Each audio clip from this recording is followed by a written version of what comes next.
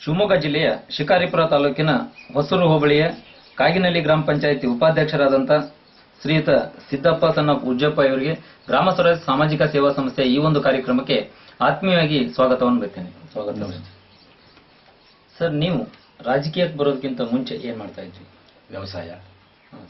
ವ್ಯವಸಾಯದಿಂದ society ಎಲೆಕ್ಷನ್ಗೆ ಅಂತ ನಿಂತ್ವಿ. ಕೇವಲ 1 ಓಟ್ನಿಂದ ಸೋತ್ವಿ. ಮತ್ತೆ ವ್ಯವಸಾಯ ಮಾಡ್ಕೊಂತಾನೆ ಮತ್ತೊಂದ್ಸರಿ ಗ್ರಾಮ ಪಂಚಾಯತಿ ಬಂತು. ಗ್ರಾಮ ಪಂಚಾಯತಿ ಎಲೆಕ್ಷನ್ಗೆ ಮತ್ತೆ ಸ್ಪರ್ಧೆ ಮಾಡಿದ್ವಿ. ಅವಾಗ ಕೇವಲ 30 ಓಟ್ನಿಂದ ಹೊರಗೋಗ್ಬಿಡ್ವಿ. ಆಮೇಲೆ ಮತ್ತೆ 5 ವರ್ಷ ಆಯ್ತು. ಮತ್ತೆ ಗ್ರಾಮ ಪಂಚಾಯತಿ ಎಲೆಕ್ಷನ್ ನಿಂತ್ವಿ. ಎಲ್ಲರೂ ಆತ್ಮಸಂತೋಷದಿಂದ ಜನ ಸಾಕಷ್ಟು ಒಪ್ಪಿ ಓಟ್ ಹಾಕಿದ್ರು. ಓಟ್ ಹಾಕಿ ಗೆದ್ದಾದ್ಮೇಲೆ ಗ್ರಾಮ ಪಂಚಾಯತಿಯಿಂದ ಸರ್ಕಾರದ ಗೆದ್ದು ಈಗ ಸದಸ್ಯರಾಗಿ ಹೀಗೆ ಸಮಾಜ ಸೇವೆಯಲ್ಲಿ ಏಳುಬೀಳುಗಳು ಸಹಜ. ಅಂತ ಒಂದು ಸಂದರ್ಭದಲ್ಲಿ ನೀವು ರಾಜಕೀಯ ಕ್ಷೇತ್ರವನ್ನ ಪ್ರವೇಶ ಮಾಡೋದಕ್ಕೆ ಪ್ರಯತ್ನ ಮಾಡ್ತಾ ಇದ್ದೀರಿ. ಸರ್, ಯಾಕೆ ರಾಜಕೀಯ ಕ್ಷೇತ್ರವನ್ನು ಪ್ರವೇಶ ಮಾಡೋದಕ್ಕೆ ನೀವು ಪ್ರಯತ್ನ ಮಾಡ್ತಾ ಇದ್ದೀರಿ? ನಮ್ಮ ಕೈಲಾಗಿದ್ದನ್ನ ಜನಸೇವೆ ಮಾಡಬೇಕು ಅನ್ನೋದು ನಮ್ಮ ಮೊದಲಿನ ಗುರಿ. ನನಗೆ ತಂದೆ ಜಮೀನು ಮಾಡಿದ್ದಾರೆ, ಜಮೀನಿದೆ, ಉಣ್ಣಕ್ಕೆ ನಮಗೇನಂತೂ ತೊಂದರೆ ಇಲ್ಲ.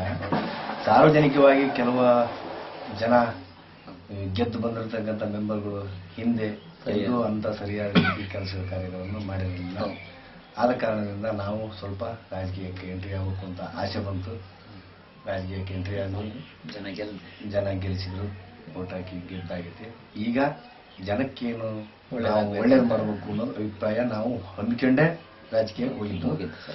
ನಾವು ಏನು ಅಂತ ಹೇಳಿದ್ರೆ, ಇವತ್ತು ನಿಮಗೂ ಕೂಡ ಗುರಿ ಇತ್ತು, ನಮ್ಮ ಗ್ರಾಮವನ್ನ ನಾವು ಸುಧಾರಿಸಬೇಕು ಅಂತ ಹೇಳಿ ಹಲವಾರು ಬಾರಿ ಪ್ರಯತ್ನ ಕೂಡ ಮಾಡಿದ್ರಿ. ಆದ್ರೆ ಈ ಬಾರಿ ಜನ ನಿಮ್ಮನ್ನೊಮ್ಮೆ ನಾವು ರಾಜಕೀಯಕ್ಕೆ ಕರ್ಕೊಂಡು ಬಂದು ನೋಡ್ಬೇಕು ಅಂತ ಹೇಳಿ ಇವತ್ತು ಗೆಲ್ಸಿದ್ದಾರೆ.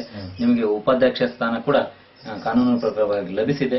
ಶಾಶ್ವತ 5 ವರ್ಷಗಳ ಕಾಲ ಉಪಾಧ್ಯಕ್ಷರಾಗಿ ನೀವು ಕಾರ್ಯನಿರ್ವಹಿಸುವಂತ ಭಾಗ್ಯ ನಿಮ್ದಾಗಿದೆ. ಹಾಗೆ ಸರ್, ನಿಮ್ಮನ್ನ ಗೆಲ್ಸಿ ಈ ಒಂದು ಹಂತಕ್ಕೆ ತಂದಂತ ನಿಮ್ಮ ಗ್ರಾಮಕ್ಕೆ ಮುಂದಿನ 5 ವರ್ಷಗಳಲ್ಲಿ ಏನೆಲ್ಲ ಅಭಿವೃದ್ಧಿ ಕಾರ್ಯಕ್ರಮಗಳನ್ನು ಮಾಡ್ಬೇಕಂತ ಇಟ್ಕೊಂಡಿದ್ರಿ ಸರ್? ನಾವು ಸರ್ಕಾರದಿಂದ ಬರ್ತಕ್ಕಂಥ ಯೋಜನೆಗಳನ್ನು ನೇರವಾಗಿ ಜನರಿಗೆ ಮುಟ್ಟಿಸ್ಬೇಕು ಅನ್ನೋದು ಆಸೆ. ಆಮೇಲೆ ನಾವು ಈ ಕೊಳಚೆ ನಿರ್ಮೂಲನೆಯನ್ನ ಮಾಡಬೇಕು ಅನ್ನೋದು ಆಸೆ.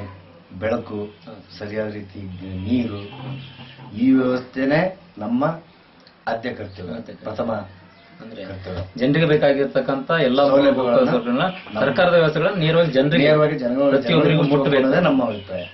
ಓಕೆ ಸರ್, ಖಂಡಿತ ಇಷ್ಟೆಲ್ಲ ಗುರಿ ಇಟ್ಕೊಂಡಿದ್ದೀರಿ ಸರ್. ಆದ್ರೆ ಸರ್ಕಾರ ಗ್ರಾಮ ಪಂಚಾಯತಿಗಳಿಗೆ ಕೊಡ್ತಕ್ಕಂಥ ಅನುದಾನ ನಿಮ್ಮ ಈ ಎಲ್ಲ ಕಾರ್ಯಕ್ರಮಗಳಿಗೆ ಸಾಕಾಗುತ್ತಾ? ಇದು ಯಾವುದೇ ಕಾರಣಕ್ಕೂ ನಮಗೆ ಅವ್ರು ಕೊಡ್ತಕ್ಕಂಥ ಅನುದಾನ ಸಾಧ್ಯ ಆಗ್ತಾ ಇಲ್ಲ. ನಾವು ಒಂದು ಭಾಗದಾಗ ಏನಾದ್ರು ಕೆಲಸ ಮಾಡಿದ್ರೆ ಇನ್ನೊಂದು ಭಾಗ ನಮ್ಮ ಕಡೆಗೆ ಡ್ರೈನೇಜ್ ಮಾಡ್ಸಪ್ಪ ಅಂತ ಜನ ಬೈತಾರೆ. ಇದು ಸ್ವಾಭಾವಿಕ. ಅವ್ರು ಕೊಡತಕ್ಕಂಥ ವ್ಯವಸ್ಥೆ ನಮಗೆ ಯಾವುದೇ ತರದಿಂದನೂ ಅವ್ಯವಸ್ಥೆ ಇದೆ.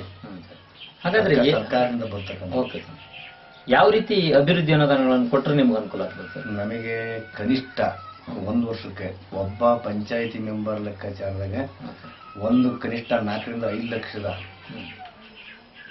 ಹೊರೆಯನ್ನ ನಮ್ಮ ಪಂಚಾಯತಿ ಮೆಂಬರ್ ಅಭಿವೃದ್ಧಿ ಅನುದಾನದಲ್ಲಿ ವೈಯಕ್ತಿಕ ಜನಗಳಿಗೆ ನೇರವಾಗಿ ಮುಟ್ಟಿಸುವಂತ ವ್ಯವಸ್ಥೆ ಆಗಬೇಕು ಅನ್ನೋದಾದ್ರೆ ಒಬ್ಬ ಗ್ರಾಮ ಪಂಚಾಯತಿ ಮೆಂಬರ್ಗೆ 4 ರಿಂದ 5 ಲಕ್ಷ ದುಡ್ಡನ್ನು ಕೊಟ್ಟರೆ ಸರ್ಕಾರದಿಂದ ಅದನ್ನ ನೇರವಾಗಿ ಯಾವ್ಯಾವ ಕೆಲಸಗಳಿಗೆ ಎಷ್ಟು ದುಡ್ಡು ವಿಂಗಡಣೆ ಮಾಡ್ಬೇಕು ಅನ್ನೋದು ನಮಗೆ ಜವಾಬ್ದಾರಿ ಐತಿ. ಅದನ್ನ ಮಾಡ್ಬೇಕು ಅನ್ನೋದು ಅಭಿಪ್ರಾಯ ಈಗಲೂ ಐತಿ.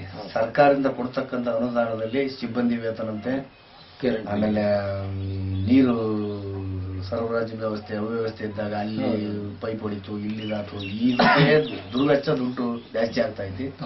ಅವ್ರು ಕೊಡ್ತಕ್ಕಂಥ ದುಡ್ಡು ನಮಗೆ ಯಾವುದೇ ಕಾರಣಕ್ಕೂ ಸಾಕಾಗ್ತಾ ಇಲ್ಲ. ಸರಿ ಸರ್, ಹಾಗೆ ಸರ್ಕಾರ ಉತ್ತಮವಾಗಿ ಅಭಿವೃದ್ಧಿ ಹಣವನ್ನ ನೇರವಾಗಿ ನೀವು ಹೇಳಿದಾಗ ವೈಯಕ್ತಿಕ 4 ರಿಂದ 5 ಲಕ್ಷ ರೂಪಾಯಿಗಳನ್ನು ಕೊಟ್ಟರೆ ಉತ್ತಮ ಅಭಿವೃದ್ಧಿ ಕೆಲಸಗಳನ್ನ ಮಾಡಬಹುದು ಅಥವಾ ಮಾಡ್ತೀವಿ ಅನ್ನೋ ಗುರಿಯನ್ನ ನೀವು ಇಟ್ಕೊಂಡಿದ್ದೀರಿ, ಗ್ರಾಮ ಪಂಚಾಯತಿ ಉಪಾಧ್ಯಕ್ಷರಾಗಿ ಇಟ್ಕೊಂಡಿದ್ದೀರಿ ಸರ್. ಹಾಗಾದ್ರೆ ಗ್ರಾಮ ಪಂಚಾಯತಿಯಿಂದ ನಿಮಗೆ ಕೊಡ್ತಕ್ಕಂಥ ಗೌರವಧನ ಇದಕ್ಕೆ ಪೂರ್ವಕವಾಗಿದೆಯಾ? ಇದು ನಿಮ್ಗೆ ತೃಪ್ತಿ ತಂದಿದೆಯಾ? ಅದು ಒಂದಿನ ಕೂಲಿ ಹೋದ್ರೆ 300 ರಿಂದ 400 ರೂಪಾಯಿ ಕೂಲಿ ತರ ಜನ ಐತಿ. ನಾವು 30 ದಿನ ಜನಗಳದ್ದ ಕಷ್ಟ ಸುಖ ಯೋಚನೆ ಮಾಡ್ಕೊಂಡಿದ್ವಿ. ಅದಕ್ಕೆ ಅವ್ರು ಕೊಡ್ತಕ್ಕಂಥ 600 ರೂಪಾಯಿ 500 ರೂಪಾಯಿ ಯಾತಿಗೂ ಸಾಲಲ್ಲ.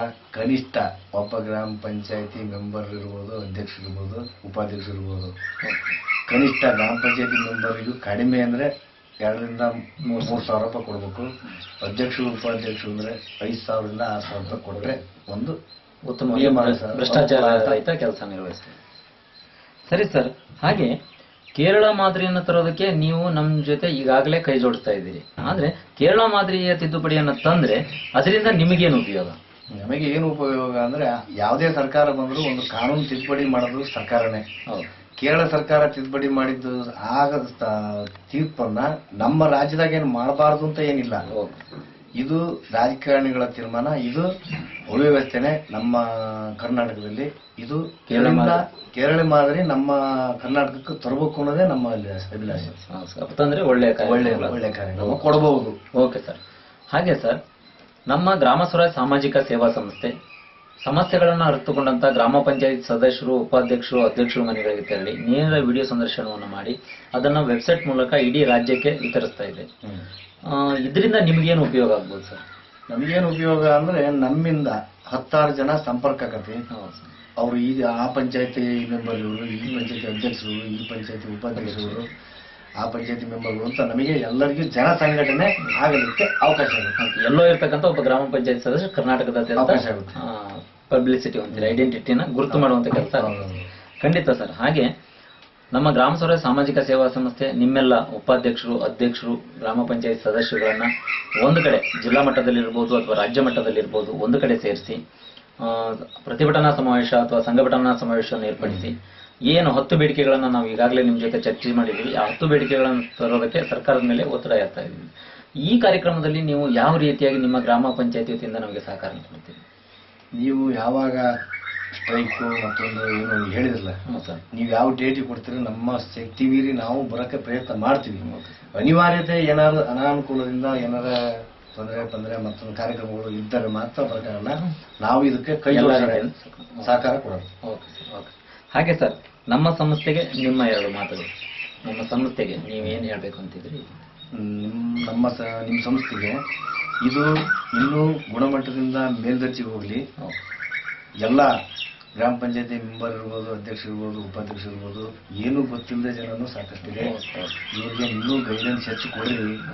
ಇನ್ನೂ ಇದು ಉತ್ತಮವಾಗಿ ನಾವು ಗ್ರಾಮ ಪಂಚಾಯತಿ ಮೆಂಬರ್ಗಳು ಅಂದ್ರೆ ಏನು ಅಂತ ಜಗತ್ತಿನ ಪ್ರಪಂಚಕ್ಕೆ ಗೊತ್ತಾಗಲಿ, ಅರ್ಥ ಆಗಲಿ. ಆಮೇಲೆ ಈಗ MLA MP ಅವ್ರಿಗೆ ಸಾಕಷ್ಟು ಸಂಬಳ ತಗೊಂತಾರೆ. ಮತ್ ನಾವ್ಯಾಕೆ ನಾವು ಒಬ್ಬ ಗ್ರಾಮ ಪಂಚಾಯತಿ ಮೆಂಬರ್ ಅಂದ್ರೆ ಅದಕ್ಕೂ ವ್ಯಾಲ್ಯೂನೇ. ಸರಿಯಾದ ಕೊಡ್ಲಿ, ಸರಿಯಾದ ಮಾಹಿತಿಯನ್ನ ನಮ್ಮ ಸಂಸ್ಥೆಯಿಂದ ಗ್ರಾಮ ಪಂಚಾಯತ್ ಸದಸ್ಯರು ವ್ಯವಸ್ಥೆ ಕೊಡಿಸ್ಬೇಕು. ಓಕೆ ಸರ್, ಖಂಡಿತಗಳು ಕೂಡ ನಿಮ್ಮ ಆಶೀರ್ವಾದ ಮತ್ತು ನಿಮ್ಮ ಸಲಹೆ ಸಹಕಾರ ನಮ್ಮ ಜೊತೆಗಿದ್ರೆ ನಮ್ಮ ಸಂಸ್ಥೆ ಕೂಡ ಎಲ್ಲ 98,000 ಜನ ಗ್ರಾಮ ಪಂಚಾಯತ್ ಸದಸ್ಯರ ಮನೆಗೆ ಹೋಗಿ ಎಲ್ಲ ನೀವು ಹೇಳಿದ ಹಾಗೆ ಎಲ್ಲ ತರದ ವಿಷಯವನ್ನು ಮುಟ್ಟಿಸಿ ಇವತ್ತು ಕರ್ನಾಟಕದ ಸಂಘಟನೆಯನ್ನ ಮಾಡೇ ಮಾಡ್ತೀವಿ ಅಂತ ಹೇಳ್ತಾ, ಹಾಗೆ ಈ ಒಂದು 10 ನಿಮಿಷಗಳ ಕಾಲ ನಮ್ಮ ಈ ಒಂದು ನೇರ ಸಂದರ್ಶನದಲ್ಲಿ ನಮ್ಮ ಜೊತೆ ಕಾಲ ಕಳೆದಿದ್ದಕ್ಕಾಗಿ ನಿಮಗೆ ನಮ್ಮ ಸಂಸ್ಥೆ ಪರವಾಗಿ ಮತ್ತು ನಮ್ಮ ಸಿಬ್ಬಂದಿಯ ಪರವಾಗಿ ಹೃತ್ಪೂರ್ವಕ ಅಭಿನಂದನೆಗಳನ್ನು ಸಲ್ಲಿಸ್ತೀನಿ. ಹಾಗೆ ಸರ್, ನಮ್ಮ ಒಂದು ವಿಶೇಷ ಕಾರ್ಯಕ್ರಮ ಗ್ರಾಮ ಪಂಚಾಯಿತಿ ಸದಸ್ಯರನ್ನ ಅವರ ಮನೆ ಬಾಗಿಲಲ್ಲಿ ಹೋಗಿ ಸನ್ಮಾನಿಸುವ ಒಂದು ಅದ್ಭುತ ಒಂದು ಕಾರ್ಯಕ್ರಮವನ್ನು ನಾವು ಇಟ್ಕೊಂಡಿದ್ದೀವಿ. ದಯವಿಟ್ಟು ನೀವು ಉಪಾಧ್ಯಕ್ಷರಾಗಿ ಈ ಚುನಾವಣೆಯ ಜಯಗಳಿಸಿ ಉಪಾಧ್ಯಕ್ಷರಾಗಿ ಕಾರ್ಯನಿರ್ವಹಿಸ್ತಾ ಇದ್ರಿ. ದಯವಿಟ್ಟು ಈ ಅಭಿನಂದನಾ ಪತ್ರವನ್ನು ಸ್ವೀಕರಿಸಿ ನಮ್ಮ ಸಂಸ್ಥೆಗೆ ಸಲಹೆ ಮಾರ್ಗದರ್ಶನ ಸತತವಾಗಿರಬೇಕು ಅಂತೇಳಿ, ಮತ್ತೆ ಈ ತರದ ಅವಕಾಶ ನಿಮಗೆ ಯಾವತ್ತೂ ಒದಗಲಿ, ಇನ್ನೂ ಜನಕ್ಕೆ ಹೆಚ್ಚಿನ ಸೇವೆಯನ್ನು ಕೊಡ್ರಿ ಅಂತ ಹೇಳಿ ಹೇಳ್ತಾ ಇದ್ದೀನಿ. ನಮಸ್ತೆ.